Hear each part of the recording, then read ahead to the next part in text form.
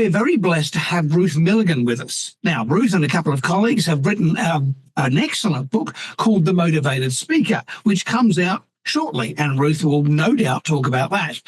In The Motivated Speaker, there are some excellent ideas about how you can communicate better in a business setting. So not only can professional business communicators gain benefit from this book, but also the everyday person who's not the title of a business communicator, but needs to present for their business. So they could be the CEO, they could be a salesperson, they could be an HR person, whoever.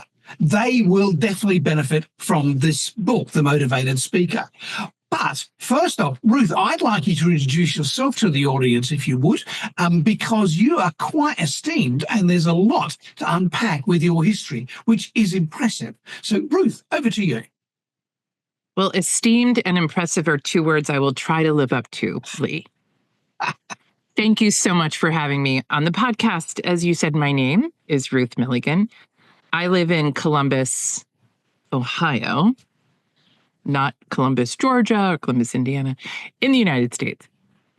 For 35 years, I've been in some form of communication. Started out as a speech communication major, was a speechwriter, a fundraiser. Then I went and started a PR firm, was a marketing consultant. And in 2009, I found my true passion and calling when I founded the first TEDx in Ohio, maybe in the Midwest, called TEDx Columbus. We ran that for about 12 years until COVID.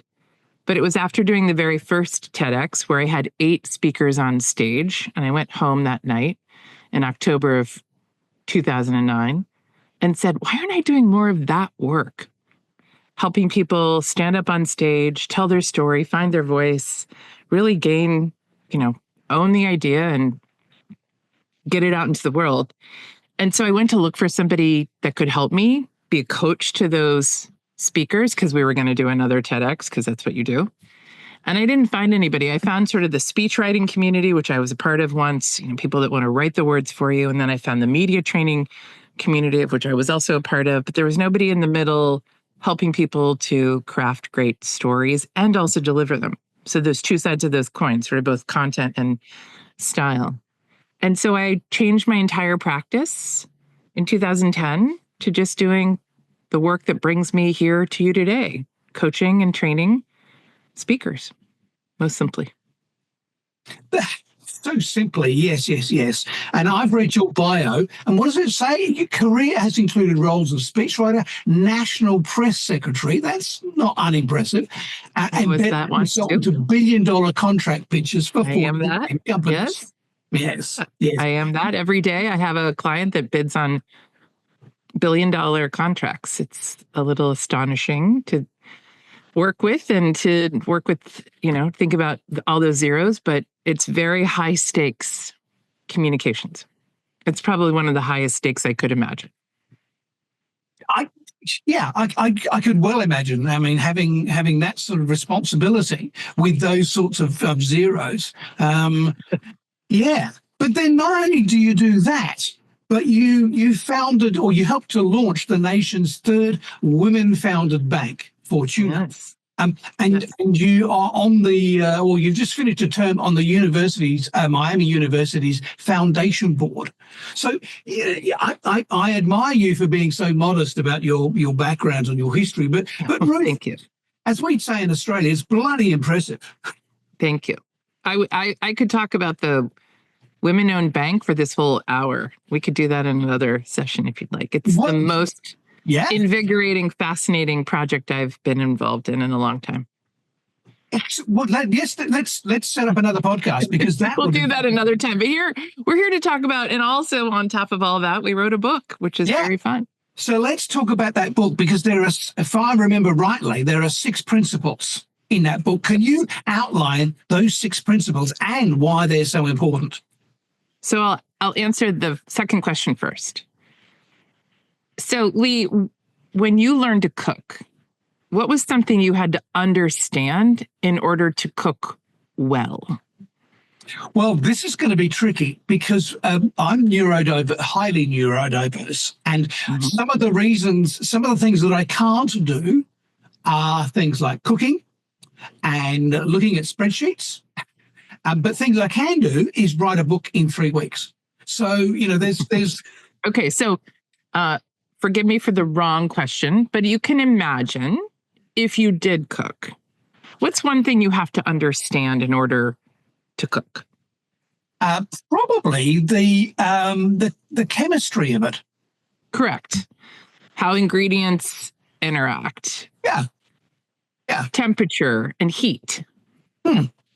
Measurements, equipment. Okay, with that as a background, those elements that we just discussed are things that you have to understand in order to cook and to cook well. I like to say if you put a piece of chicken on the grill and then went and mowed the lawn and left it there, as my husband sometimes does, it might get dry. And you might say, oh, okay, well, this is edible, but it's not great. So we, in the speaking world that we live in, can make this metaphor. Every day we speak, just like every day we cook. Some days we speak better than others. But we want to ask ourselves the question, my coaches and I, Acacia Duncan and Blythe Coons and I, how can we be better coaches to our speakers?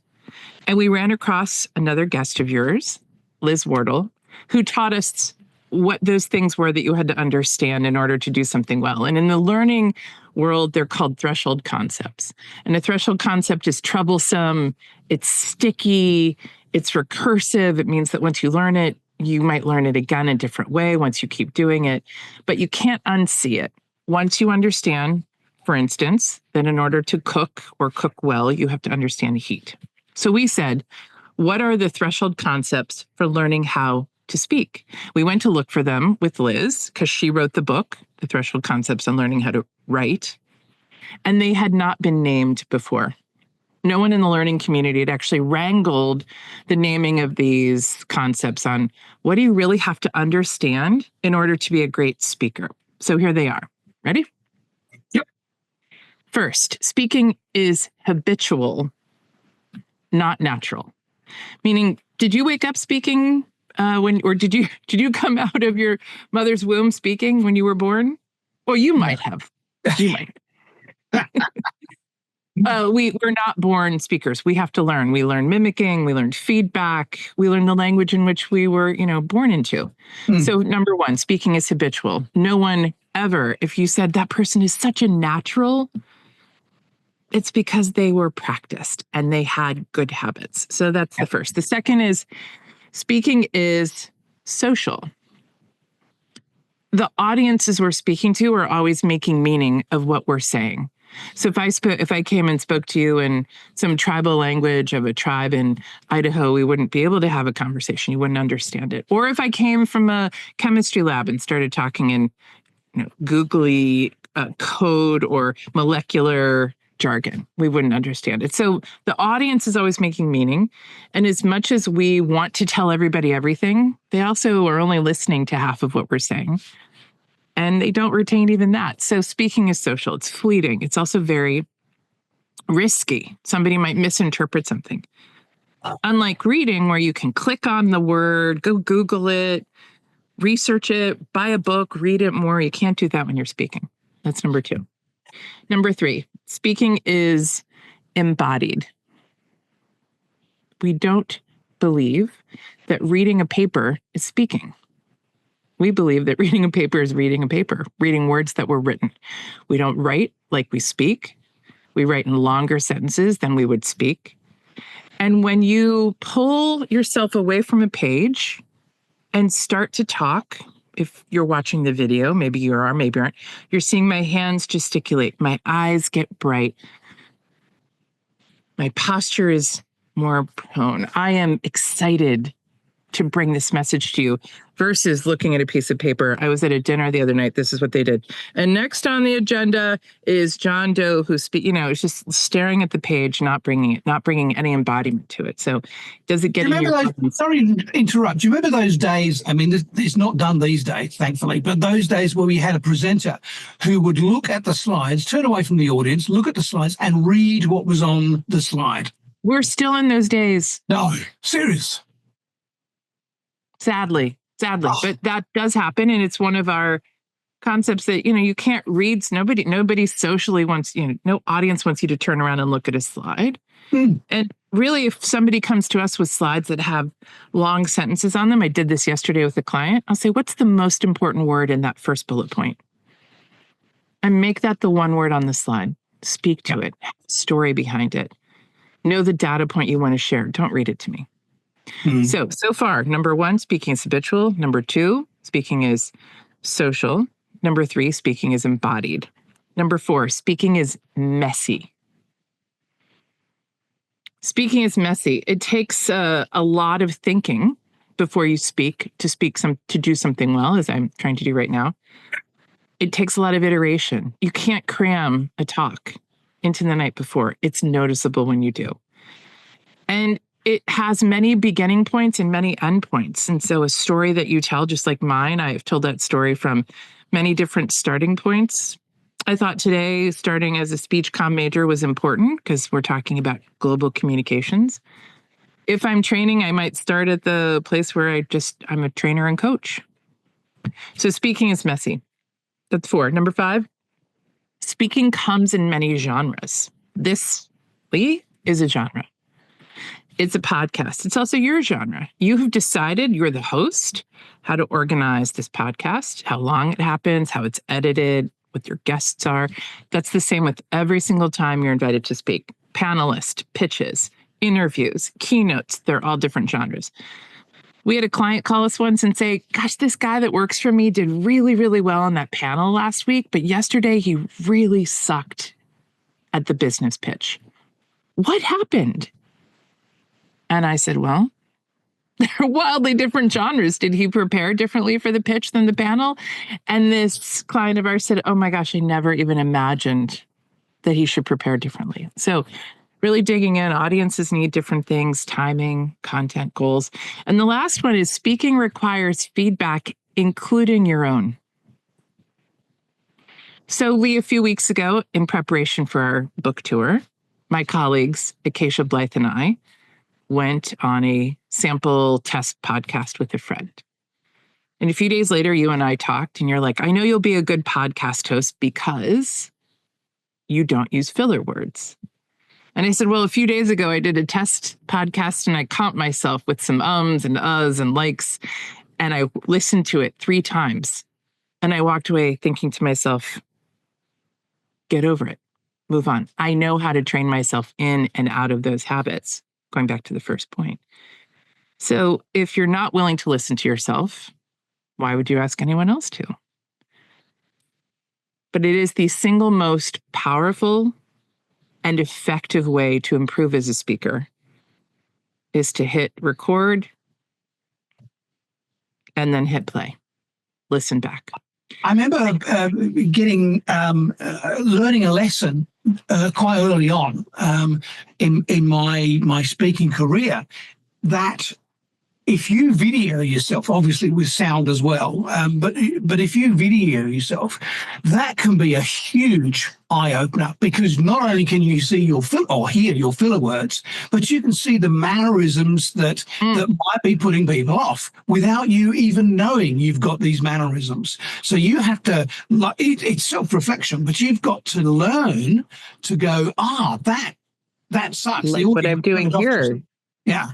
Yeah. If I was, nobody can see it if you're just listening, but I'm wringing my hands right in front of the camera.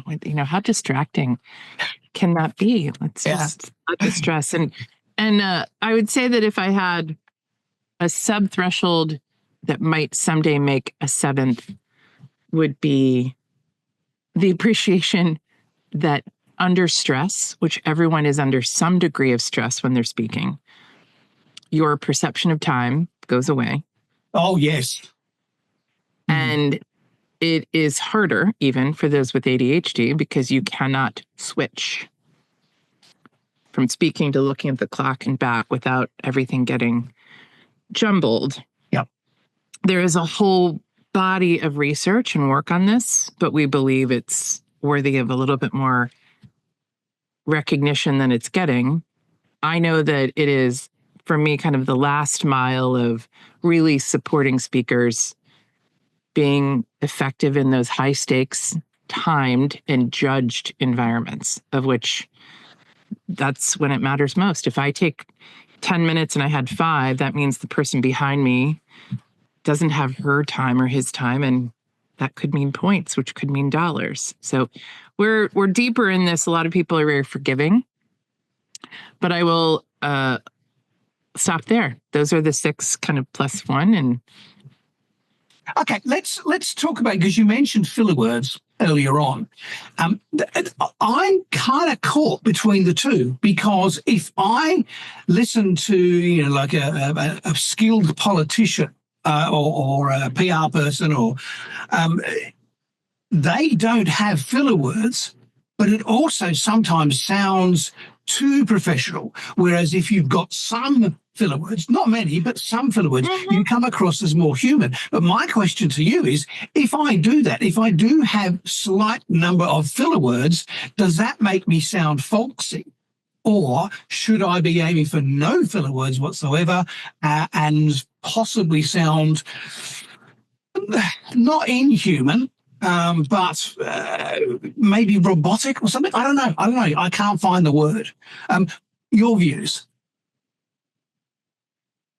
I have a lot of clients that will say to me, I sat there and made hash marks how many times they said or like. So at one end of the spectrum, if you will, is filler words getting in the way of hearing the message.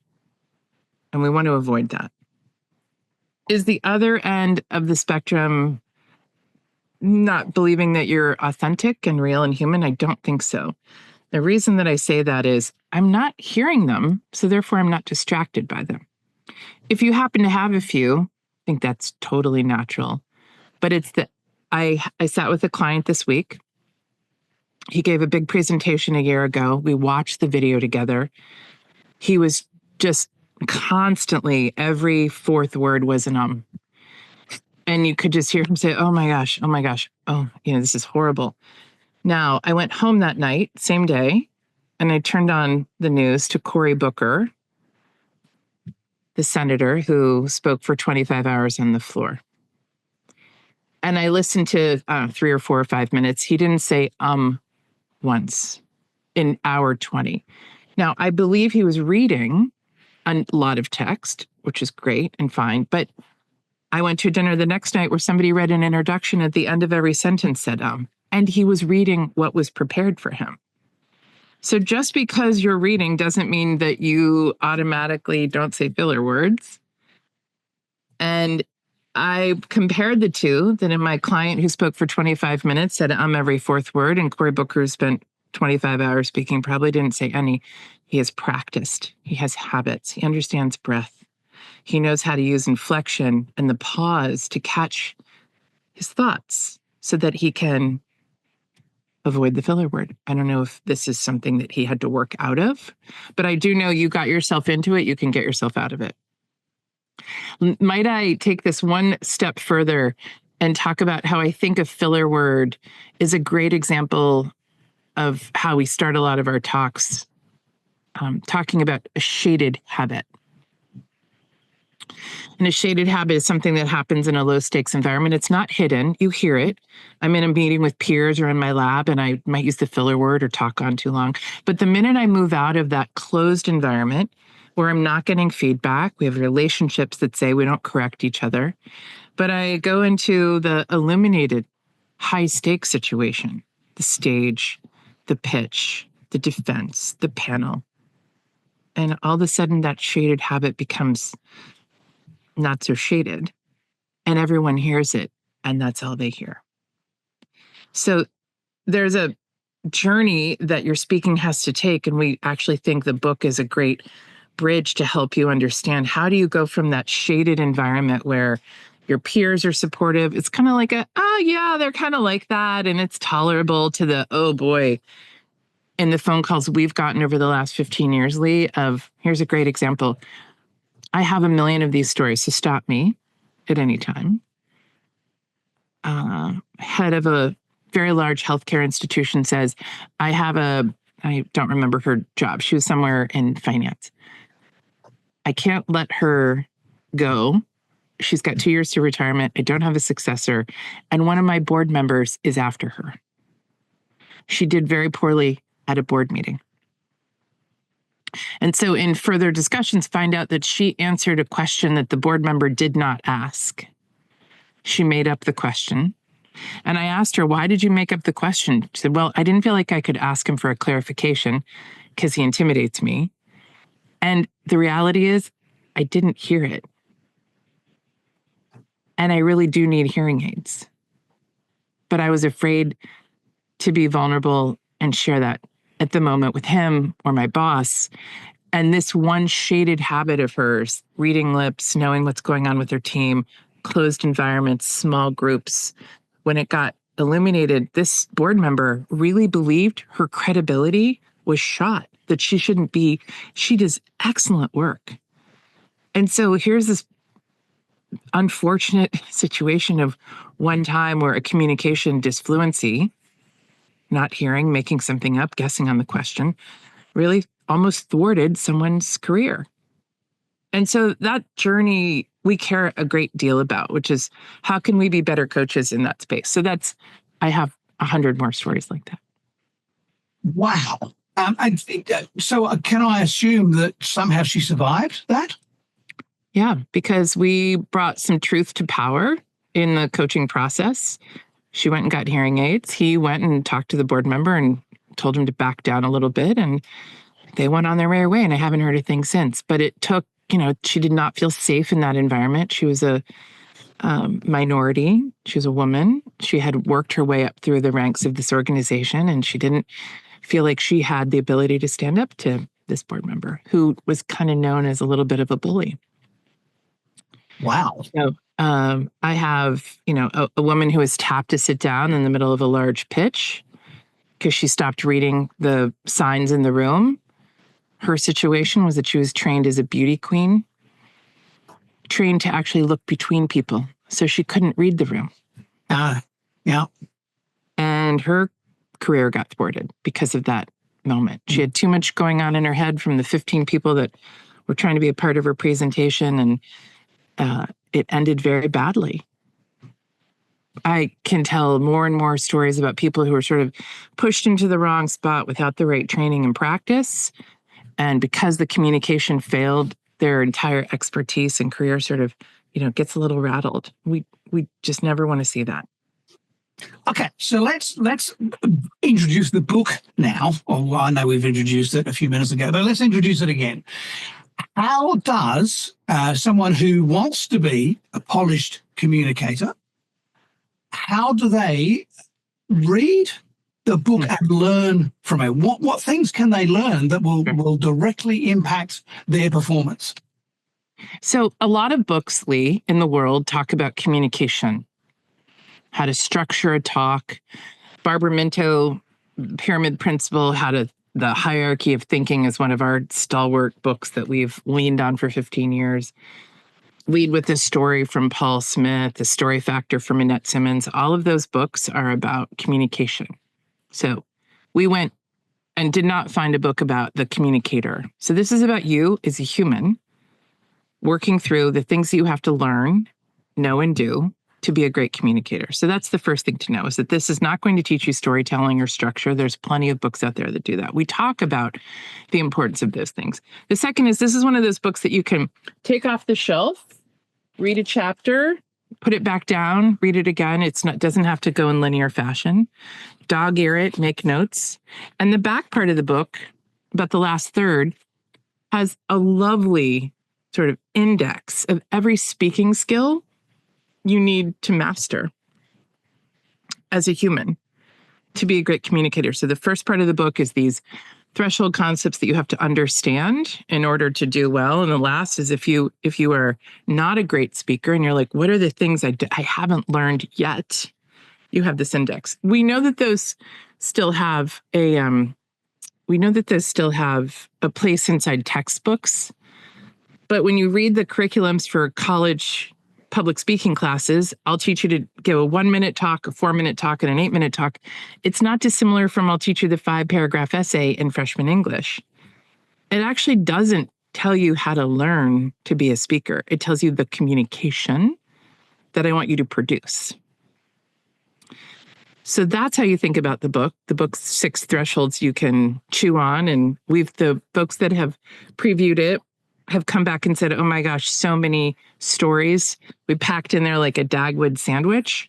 So the thresholds all have these stories that come to life from our first person one-on-one. This is not an AI generated book where they don't have any first person experiences.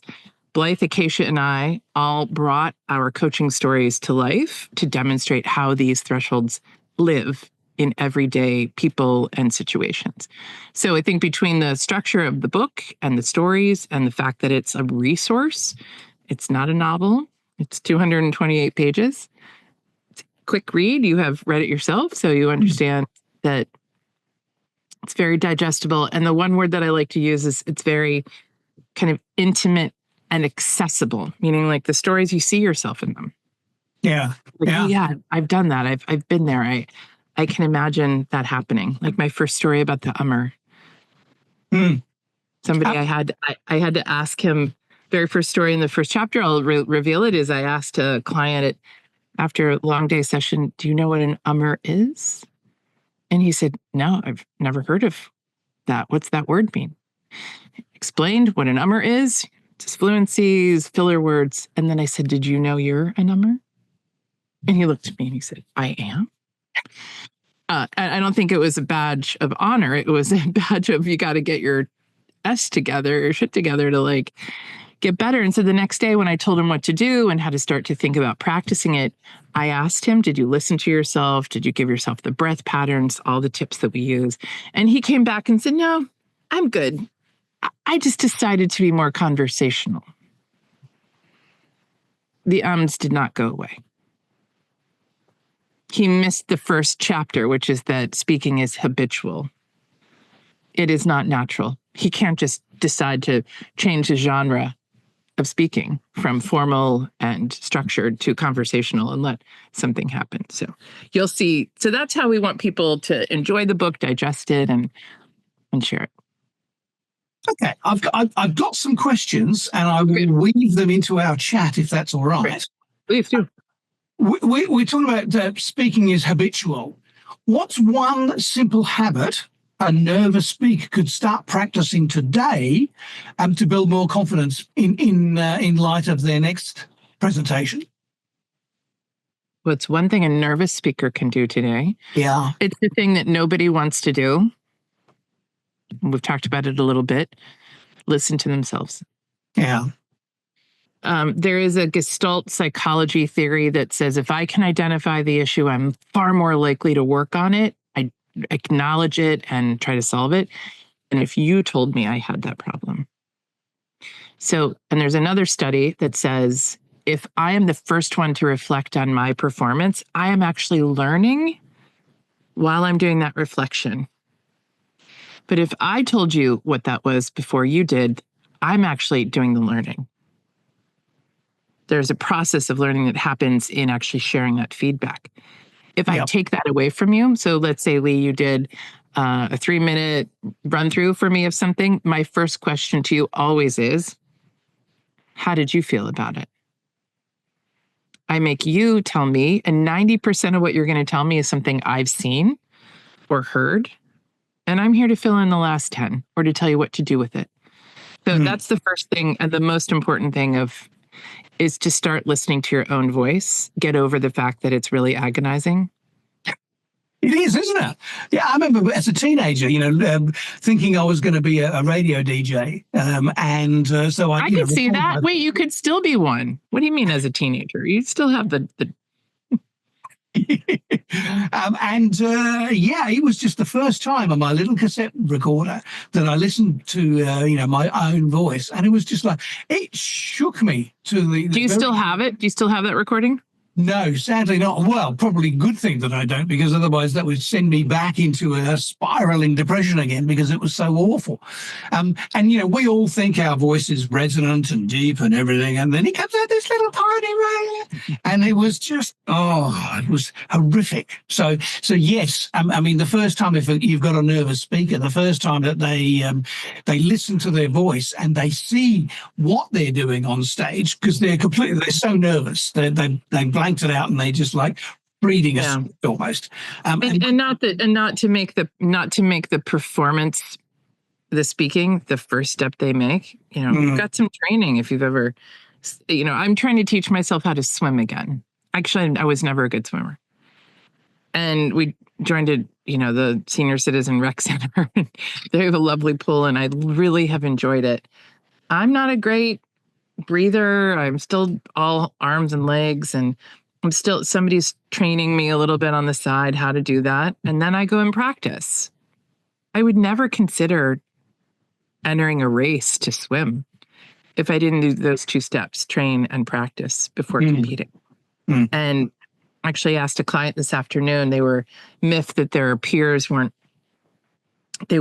performing the same way he expected them to when they have 4 of them go in for a big client interview. And I said, have you ever told them what you expect? Have you ever trained them on how to be a team? The team presentations are tricky. And before you get all huffy that they're not doing it, do they know what you want? And he's like, actually, no, they don't. We look around us and we expect people to mimic us, and that just doesn't happen. No, they go away with that's the one. So back to your thing. That's the one thing. It's the hardest, but it's the most effective. So then let's stick on the nervous speaker. How would you rehearse? Do you just like read a script, or do you extemporize, or how do you do it? Well, so let's start. It depends upon the genre and the goal and the setting and the audience and all of those things we've talked about. But a nervous speaker will want to, actually work very hard on their clear thinking and do all of the important steps of knowing what their goal is, what do they want their audience to know, feel, and do, what's the setup. I would say that one of the easiest ways to reduce anxiety is to go visit the location where you're about to speak before you do so. I know where to park. I know where the bathroom is. I know where I'm going to stand and sit. If I can get on the microphone, I know what I sound like. I know where the audience is. I know where the slides are. I know where the clicker is. Because when we can visualize those things, it calms the nervousness down. Now, the other strategy besides that is really learning to use breath. Yeah, I was going to ask you that. Yeah. Yeah. So breath is everything in speaking and in life, but particularly in reducing anxiety and eliminating a filler word. Lee, try to say an while taking a breath. Ready? 1, 2, 3. No, can't. So working on the relationship you have with breath, making sure you know where to pull it from your diaphragm, not to have stacked breathing like this. And I saw a pink shoe and a green shoe and a yellow shoe and a left, I saw a green shoe, I saw a pink shoe, and I saw a yellow shoe. And I'm using breath to bring the greatest gravitas to those words from my diaphragm versus you can tell when somebody actually doesn't know. So yoga breathing is helpful, but not complete. People don't always apply it to those times, even though I've had lots of yogis come and want to learn to speak better. And I'll say, have you done yoga before? And I'll say, well, but you're blotching everywhere, which is a vagus nerve response that my capillaries are tightening and I am nervous. And I think, well, it's one thing to start working at. So for nervous speakers, I'd say that, good, clear thinking, preparing to know where you're going to speak, whatever the genre or the setting, and then really understanding breath and being really curious about it. I'd add a fourth if that's not. Yeah. I'm sure there's others, but I was trying to keep it to 3. Yeah, okay. Yeah, the power of the 3. Yeah, I understand that. The fourth I would add is pauses, and you're very good at this. And I don't know whether you have deliberately trained yourself to do this, but it's not just the breath which slows down your pace, which gives more gravitas. Absolutely agree. But it's the pause which lets the audience have time to process what you've just said before then having to engage with the next thing that you've said. Yes. I'm okay with silence, which goes with being able to take a pause. I don't feel like I have to fill every second. I know that a better breath will give me better tonality. And I won't finish up. Hello, my name is Ruth Milligan versus if I'm out of breath and I've walked into the room and hello, my name is Ruth Milligan. I'm from Columbus, Ohio, and I'm a speech coach, right? Because I don't have enough breath to finish. So therefore it gets higher. And then I say, are you really Ruth Milligan? Is that your name? It's all related. So a breath leads to pausing, leads to better delivery, leads to calm nerves, leaves space for people to hear themselves and their thoughts. And I think that, we will tell people we have an axiom that says, we don't necessarily want you to speak slower if you are a fast talker. We want you to take breaths and pauses. Because with all due respect to every kindergartner teacher out there, we don't want you to talk like this to us in a very slow way because you just want to pull your hair out if you have hair. And you just get to the point. We don't mind that you speak fast, but you have to speak fast and make sure you have a pause. Yeah. See, when I was on the speaking circuit, I was a high energy speaker, so I would. Really? I never would have guessed that. I know. It comes as a shock, doesn't it? Yeah. But I also made sure, just naturally, it wasn't something that I'd heard at that stage. I only heard about it years later. But I just naturally sort of paused enough to let the audience have that thought and register it and then get ready for the next one. It just seemed to happen. But let's pausing and breath work, absolutely agree. For me, the number one, know your material, of course. Know what's on the slides if you're using slides, so you don't have to turn around and look at the word.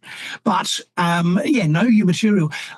Then what do you do next in terms of preparing for a talk? Reps. Yeah. So, Nikki Glaser, who gave she hosted the Oscars. She gave one of the best roasts at the Tom Brady roast. Yeah, I've heard that. Yeah. Note it if you haven't watched it. It's so good. It's worth your 8 minutes or however long it was. But after the Oscars, I think the number that she said was, I practiced my opening monologue 91 times. Wow. It felt so natural.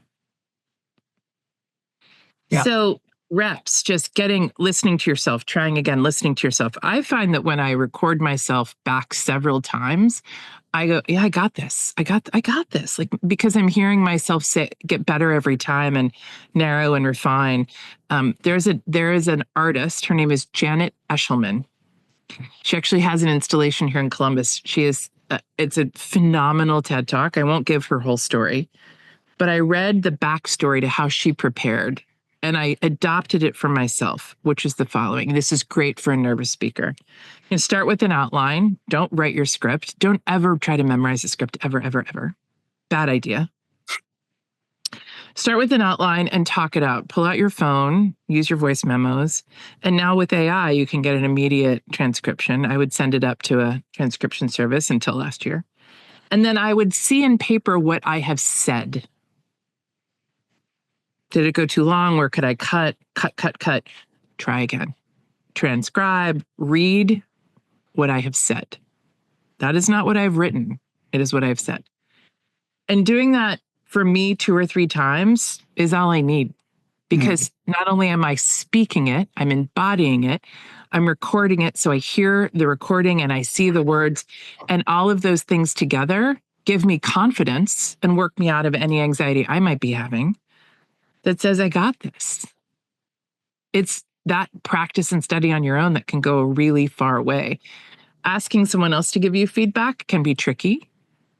They will tell you something that they're feeling, maybe not how the audience is feeling. It's really tricky. If you're a scientist, you don't want to give a practice talk to your lab because unless it's to a scientific congress, because they're going to want you to speak, nerdy. But if you're giving that talk to $1 million donor group, they want you to speak accessibly. So we caution how do you ask for feedback? If you ask for feedback from people, especially if you're nervous, be very explicit. How did I do in that opening story? How did I close? Did that transition work? I'm just having a lot of people say, I'm just having a hard time with transitions. Because I think transitions and talks are the last thing it's like the thread, the ribbon that goes on a talk. And they are difficult because you have to add navigational cues. This is what I'm going to tell you. This is what I told you. Let me move to that next point. I'm finished with point 1. You heard point 1. You heard me say habitual was 1. Social was 2. Now we're on to 3. I went back to those a few times. 6 is a lot to remember. They aren't meant to be spoken. They're meant to be read. But here I'm happy to go through them. But you see how I care about the audience and make sure they don't lose track. There's no slides for me to show you what the 6 are. So the Janet Eshelman tip, record, listen back, transcribe, record, listen back, transcribe, is a genius. And ever since she gave her talk was probably in 2010, 2011. Terrific. And it's been very informative for us. She didn't know how informative it was at the time, but she was an artist and she had a lot of thoughts. And she wasn't quite sure. She actually had somebody physically transcribe every version. This was before we could get somebody to tap AI and tell us what we said. Go ahead. Sorry, go on. No, I was going to say, an AI can be helpful for those who are speaking on too long. You can send up that transcription from what you've said and say, help me reduce this down. I can't speak enough about how powerful that is. I would never ask AI to write something for me originally. Brand new, they just come out of university and they've got their first job or something, and they've got to get up and talk in front of some, a manager or something about their insights. They have analytics they want to share. Yeah, sure. Yeah. Go ahead. How do you train yourself to give a story? A beginning, a middle, an end, but the story that will connect with the hearts and not just the mind. Well, the first advice I give is to pick up. There's a bunch of really great books just on storytelling. My favorite is Annette Simmons, The Story Factor. Cannot recommend this book enough. It's a really wonderful read about why story works, what a story is, how to architect it. So once you understand that a story is the complement to data, right? So if I was to walk around the room with one shoe off, how long would it take me to feel uncomfortable? Not very long. That's the same thing as to only giving data or only giving story. If you give story, I want some proof. If you only give data, I want some emotion. So really understanding the correlation between those two. The second is a story can be really simple. I just had somebody say to me, my people tell me they don't have time to tell stories. Well, I don't know how you don't have time. If I have to deliver some tough news, let's say it's that new recruit and I get to share my first insight and it's not so good and everyone thinks it's supposed to be, I would encourage that person to find a simple metaphor to start, to say, I know you guys thought this was going to be like a sunny forecast, but there's a thunderstorm. Now I know that's a little cheeky. But I have now put my audience on notice that what I'm about to say might be uncomfortable. That's a story, a metaphor, an analogy, a bridge between what we know and care about and what we don't yet know and care about. That's what a story does. So it could be that I tell that story of difficulty, and it could be we've lost clients. And so I pull one story out, explain why that person left. That's a metaphor, it's a micro to macro, meaning I've got this macro data that I am sharing, but the micro story of that client represents a lot of them, and I can emote with that client. They just had a tariff put on them. No, that'll never happen. Date stamp the conversation to the day after tariffs were announced. So I think it's just being curious and finding ways to connect that aren't just the charts and graphs. And they don't have to be long or complicated, but they do need to be relevant. And I love that opening that you just gave, because, a normal sort of team meeting or meeting with the boss, as in a team, dull and boring, and everyone just sits back and just, waits until it's their turn to speak, and they're not really engaged. That introduction that, I know we all think we're doing well, but there's some clouds on the horizon. Yeah. One's being engaged because they want to know what comes next. A brilliant hook. Yeah. Well, it's a visual, and it also has sensory data. So, Lee, if I asked you what's the most memorable thing that's ever happened to you in your life, you don't have to tell me. It may not be happy or comfortable to share, but you probably have visualizations of it, right? Yeah. And where you were, who else was with you, how old you were, what it smelled like, what food you were eating, who else was there, right? I mean, there's all of the senses are activated. And the reason that you have carried those senses with you is because it was emotional. And that's why it got stuck or it froze in your memory. Yeah. Now, not that I was thinking about a luncheon yesterday, and the last time I went to the luncheon, I couldn't remember who I sat with or who the awardees were. And I thought, well, that probably, wasn't, and how many fleeting things we do in our lives. I think we remember 5 to 6 things every year. So if you want somebody to remember anything from a presentation, you have to get them to feel something, which is why we say, what do you want the audience to know, feel, or do? And feeling comes from telling them what it's like. And that can be a metaphor, or telling them a real life story inside that client set or the situation they're in. Well, I can't, much as I, was hoping this podcast was going to be a fiery exchange of, barbed comments and violence on the screen, I just totally agree with you. Come at me. I can take it. I love a good fight. I love a good debate. Bring it on. I think that both of us are in the same space of appreciating what these things are and how they move someone to action. And as Liz Wardle would say about writing, when was the last time you wrote something in general for no one in particular? I can't remember the last time I did that. I've always, I'm doing a master's at the moment, I'm still writing. It's an assignment. So I'm, You're writing for the teacher. Yeah. When was the last time you said something general to no one in particular besides yourself before coffee? We don't. We're speaking to move people. Yeah. Clean your room, make your bed. Yeah. We want an outcome. We're activating, as Liz says, speaking mediates activity. Or writing mediates activity, and so does speaking. I stand up in front. I want them to understand the budget, the forecast, the risks.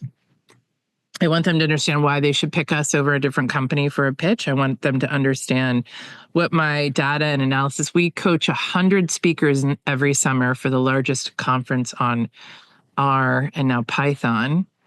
And we have literally 100 data, very, very, very smart data and analytics professionals. We coach them in groups, and they want to talk real data, numbers, nerd, and we try to pull out of them, why does this matter? How can you relate this to somebody that doesn't know your science?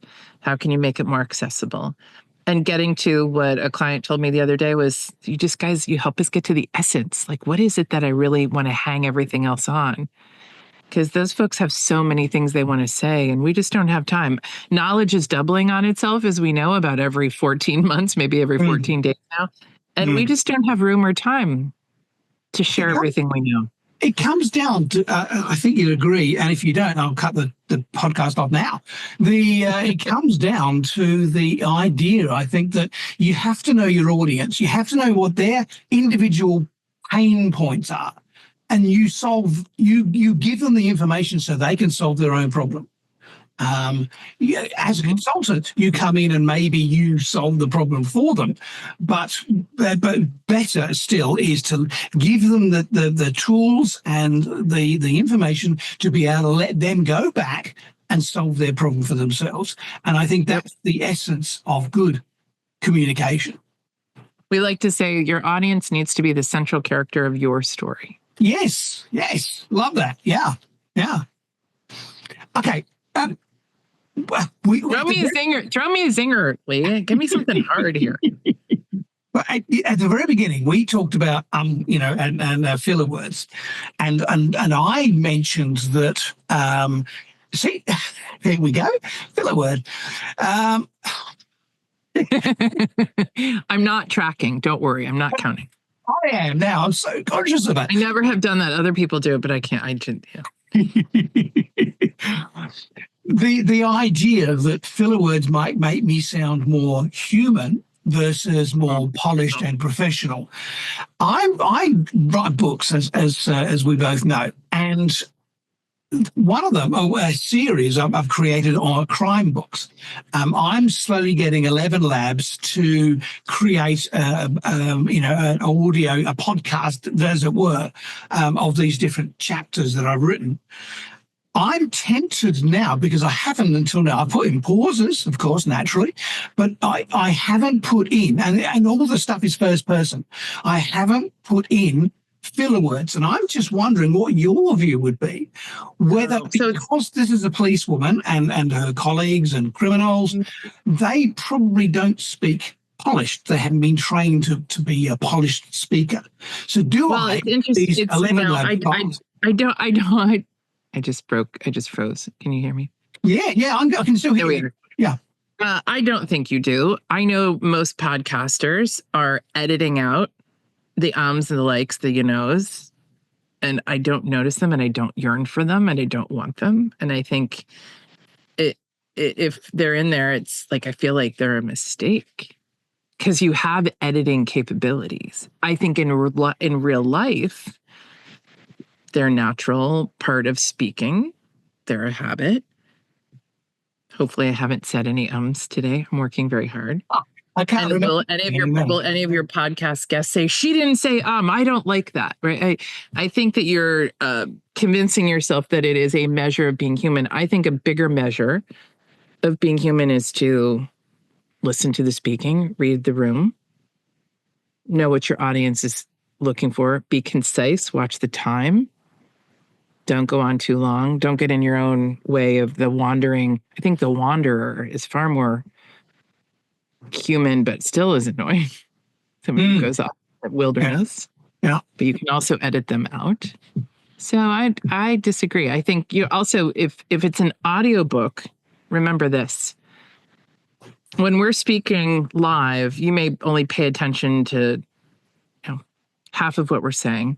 If we're reading a book, we might skim it. But in audiobook, you listen to every single word. So make them matter. You don't skip. When was the last time you fast forwarded over a chapter in an audiobook? I haven't done that. I might put it on faster. Yes. Oh yeah, done that. Yeah. Always. Which by the way, I told a client not long ago, he was a very fast speaker. He wanted to talk everything fast. And I just said, I'll call him Oliver. I said, Oliver, do you listen to audiobooks? He's like, yes, I do. And I said, do you listen to podcasts? Yes, I do.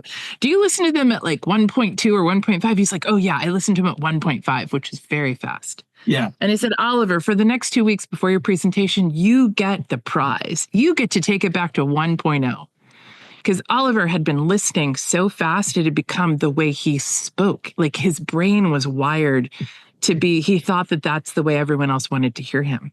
And I really needed him. His words were slurring together.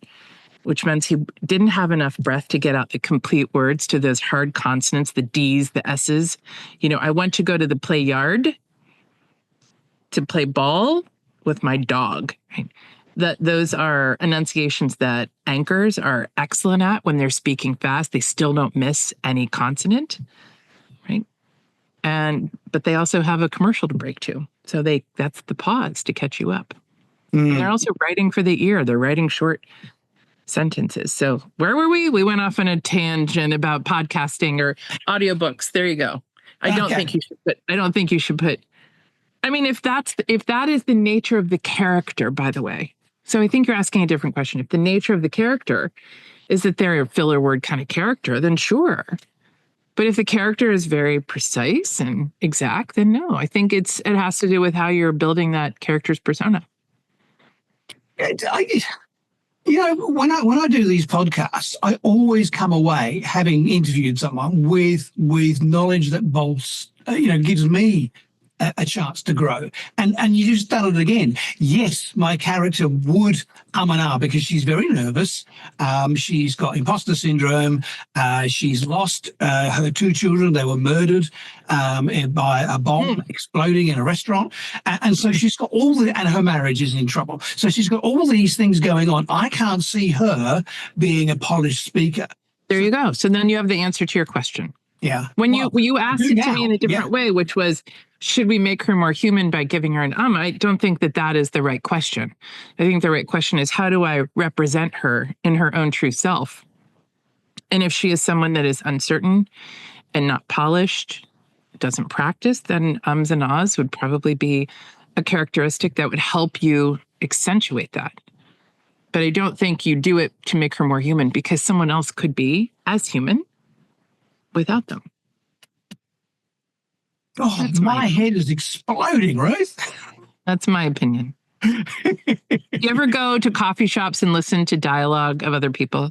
Oh, yeah, all the time. I go to coffee shops to write, and normally I have this sort of the noise-cancelling headphones, but every now and then I'll see 2 people, 2 women or something, going hammer and tongs, and I'll take these off just so I can hear what they're saying and pick up little clues for another character that I might introduce. Yep. Yeah.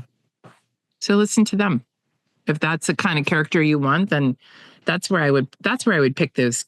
But I think, as I said, I think you want to go the other way on that. Who is this person? By the way, can I challenge you on something? Yeah, go for it. I don't think there's really imposter syndrome. Oh, okay. All right. Go on. There were 2 authors, and I need to pull their name up. Maybe we can put them in the show notes, who wrote a very powerful story paper in the Harvard Business Review magazine that talked about how imposter syndrome really is about the environment that you're working in, and not being safe, not being welcoming, not being accepting. And that's what causes the doubt. It isn't in your own brain where it starts, that I shouldn't be here. People treat you like you shouldn't be there. That's when you start to believe it. So I think it's not that I walk in a room saying, oh, I shouldn't be here. It is, somebody has not allowed me a seat at the table. Somebody has not introduced me properly. Somebody hasn't used my proper pronouns or my name. That's when you're like, should I really be here? So that might be something else for you to click on and think about. As part of my background, I trained and practiced as a psychologist for a while, so I've still got access to the databases. After this podcast, I will be hitting those databases hard to see what type in imposter syndrome, Harvard Business Review. They did a study, and when I listened to it, I was on a plane a few years ago, and it just really stuck with me, because when we talk to people who come to us for coaching and they say, I have imposter syndrome, and we make them talk through it, it's usually the fact that they were maybe in a difficult position or job. And sure enough, they may not have needed to be there, but it wasn't them that placed the doubt. It was the environment. And this happens particularly with minorities, especially, but lots of women and men. But we work through sort of not the imposter syndrome issues, but it's let's get to the habits that will help you work towards confidence, because we know in a different lane we can do that if you put that in the back seat, just like you might, as a psychologist, say, I know that it's in the car with you, but let's put it in the back seat. Let's not let it drive the car. Then we can get to some of those skills and habits and practices that then at least help you trick out. I'm not a psychologist. I just play one on your podcast. No, we do. There is a lot of crossover. Sure. And I will find stuff, and I'll let you know what my search comes up with through the literature. And the other literature search you should do is on these 3 words: speaking, stress, and time. Fascinating. There was a 2004, 24. I'll send it to you, about the correlation of those things. And while there's a lot of studies on stress and time, there's a professor who's added speaking to the mix and studying that, about how when we're speaking, we think that we have a lot more time than we do. So when I talked about that person that went 10 minutes and they only had 5, what happened? Right? Is it that they can't shift or switch to watch the clock? Or they just think that people need to hear more, when really we're in a time-bound situation and that's a risk. Yeah. For them and everyone else. But what is it that's going on that prevents us from checking the time while we're speaking? It could be neurodiversity, or it could be just stress, neurodiversity, ADHD, autism, lots of things. So why do we put people in those situations then who aren't able to do those task shiftings? Some people are better at writing a paper than getting up and talking about it. And you just, you have to go with your strengths, I think. Right, exactly. But for me, who coaches to a time-bound, high-stakes situation, it's definitely been something we've been studying and looking for more research on, and have found some really informative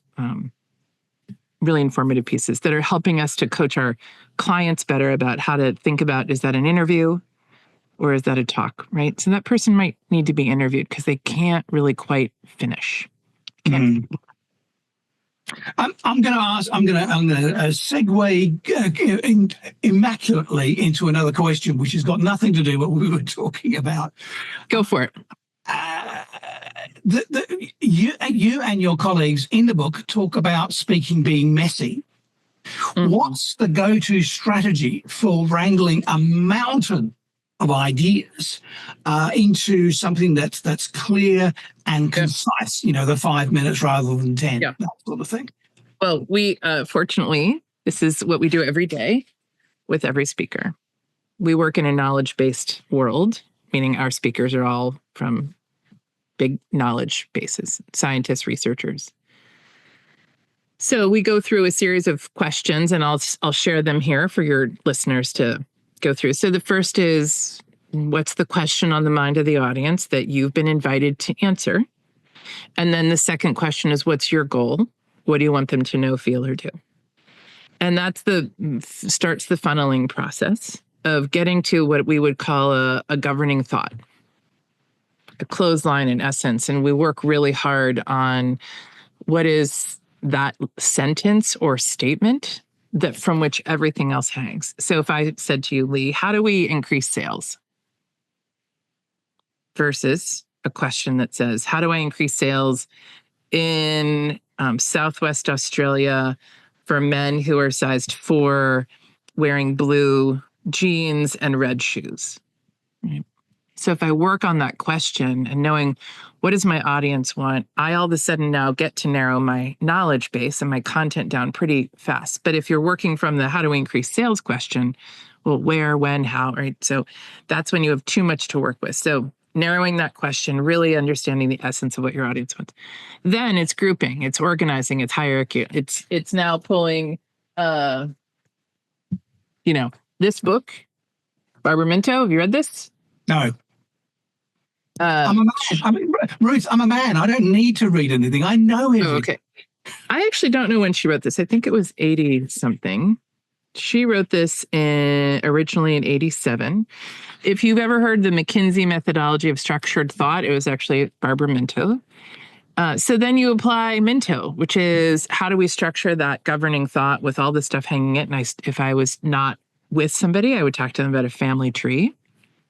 Your governing thought is the grandparent, and you have 3 parents, and no more than 9 grandchildren. And what's going to fill in those boxes? Everything rolls up, constantly rolling up to that governing idea. So that's this next step. And then you walk away from it. You come back because you say, oh, wait, there was something else I wanted to say, because you've got to iterate. That's the mess. Got to let it sit, let it rest.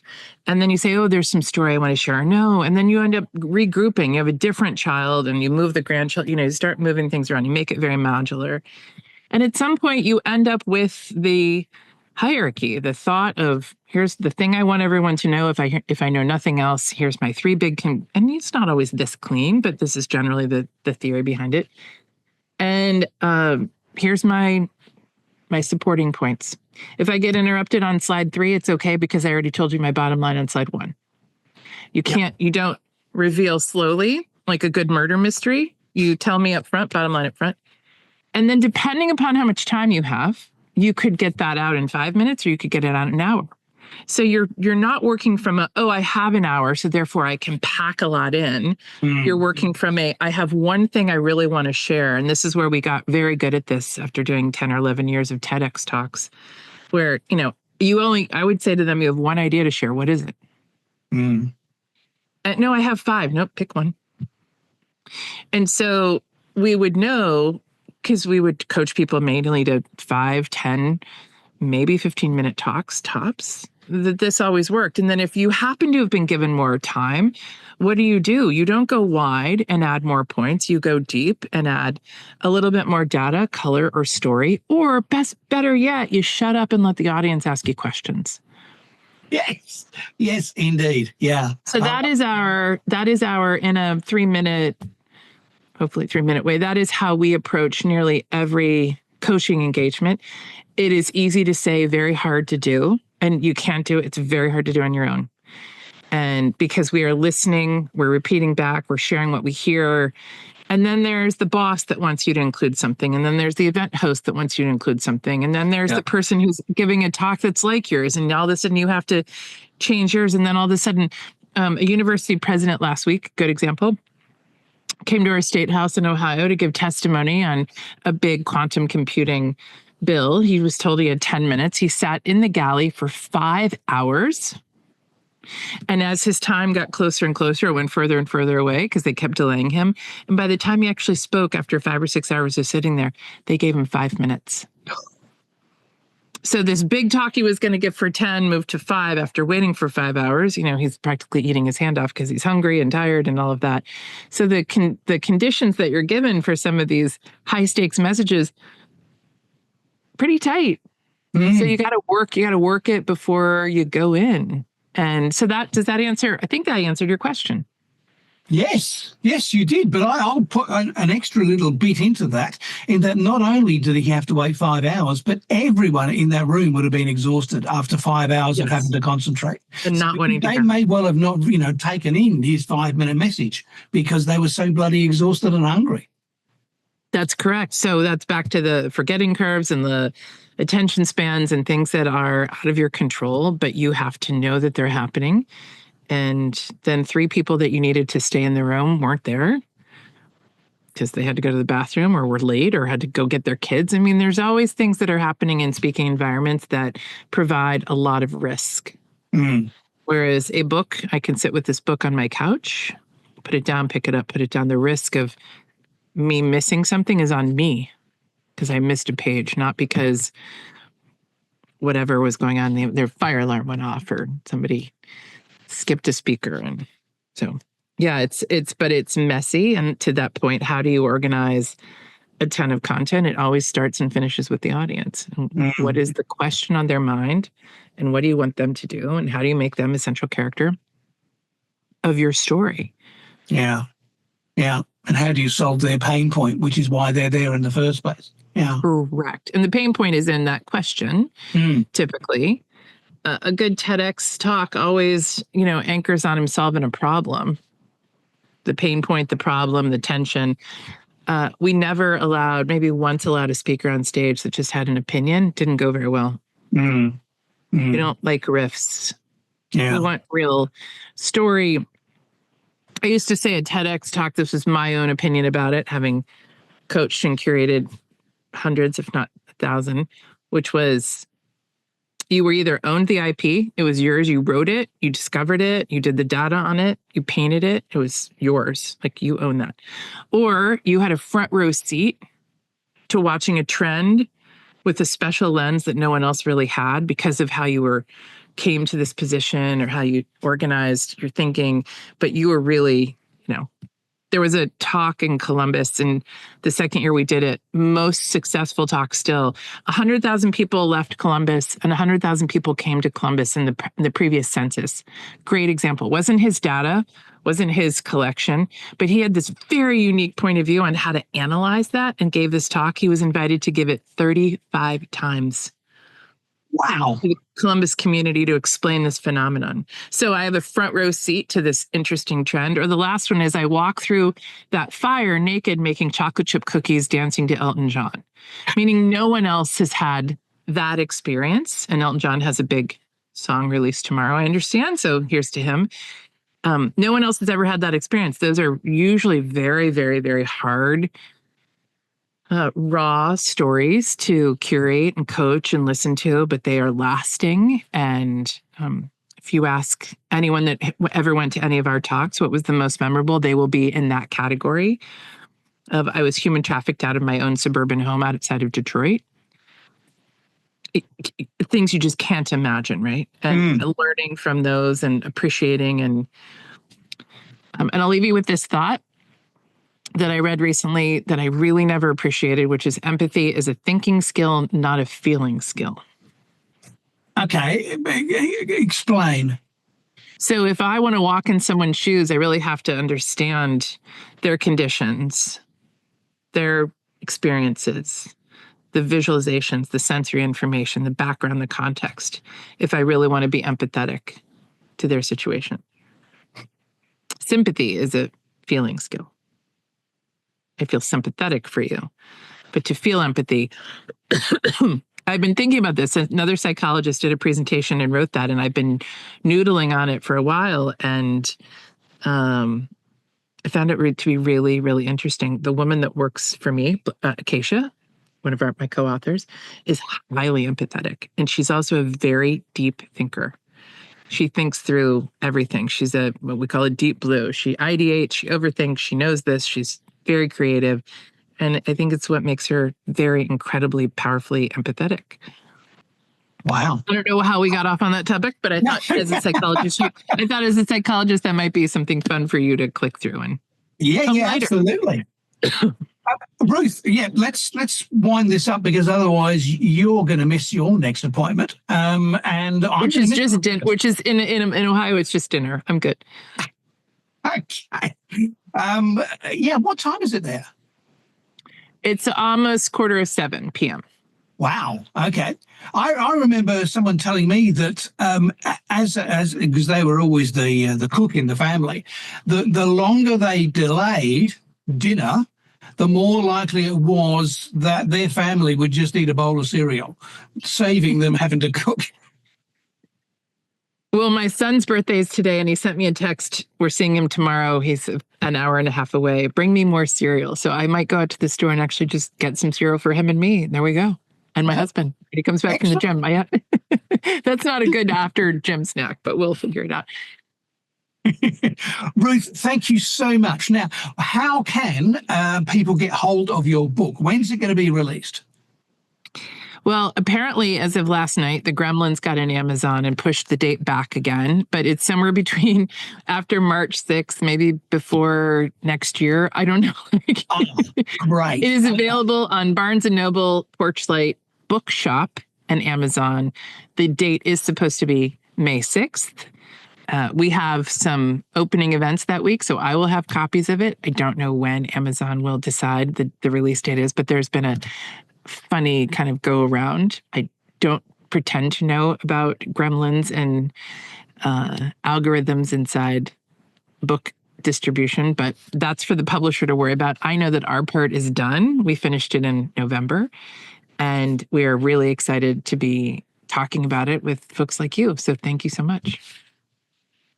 Absolutely, my pleasure. And I'd love for us to get back together again soon to talk through not only the book again once it's released, but talk about some of these other communication skills. Yeah, let's go back and talk about empathy and your time management and your imposter syndrome. We can chew on those. That would be fun.